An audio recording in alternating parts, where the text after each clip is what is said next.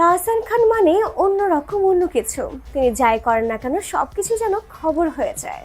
মিথিলার সাথে ডিভোর্সের পর অনেকেই ভেবেছিলেন তাহসান খান আর বিয়ে করবেন না, আর এই জন্য রোজা আহমেদ নামে একজনকে বিয়ে করেছেন তাহসান। দীর্ঘ 7 বছর তার ডিভোর্সের পর এই প্রথম কাউকে নিয়ে তিনি সামনে আসলেন। হলুদের একটা ছবি পুরোপুরি হিট হয়ে গেছে, বলতে গেলে ভাইরালই হয়ে গেছে সোশ্যাল মিডিয়াতে। জানা গেছে রোজা আহমেদ নামের এই মেয়েটি হচ্ছে একজন মেকআপ আর্টিস্ট।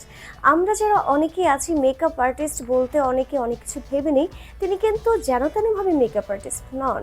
তিনি অনেক মেয়েকে মেকআপ শিখিয়েছেন এবং তাদের অনেককে তিনি উদ্যোক্তাও বানিয়েছেন। তিনি 1 দশক ধরে এই কাজই করে যাচ্ছেন।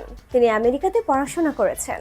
কিন্তু তাহসানের এই বিয়ে নিয়ে অনেকেই বলছে অনেক অনেক কথা, অনেকে তাকে সাধুবাদ জানাচ্ছেন, আবার অনেকেই করছেন অনেক বেশি সমালোচনা। আর সমালোচনা করাটা আসলে দরকারটা কি? তাহসানের আলোহীন জীবনে আলো নিয়ে এসেছেন এই রোজা। অনেকটা বছরই তিনি অপেক্ষা করেছেন, আর সে অপেক্ষার অবসান অলরেডি হয়ে গেছে। আমার পক্ষ থেকে তাহসান আর রোজাকে অনেক অনেক শুভকামনা। তাহসান আমারও একজন পছন্দের একজন গায়ক অভিনেতা। তো ডিয়ার ভিউয়ার্স, তাহসান খান আর রোজাকে নিয়ে আপনাদের কি মন্তব্য অবশ্যই তা কমেন্টস করে জানাবেন। আর ভিডিওটি ভালো লেগে থাকলে অবশ্যই শেয়ার করবেন।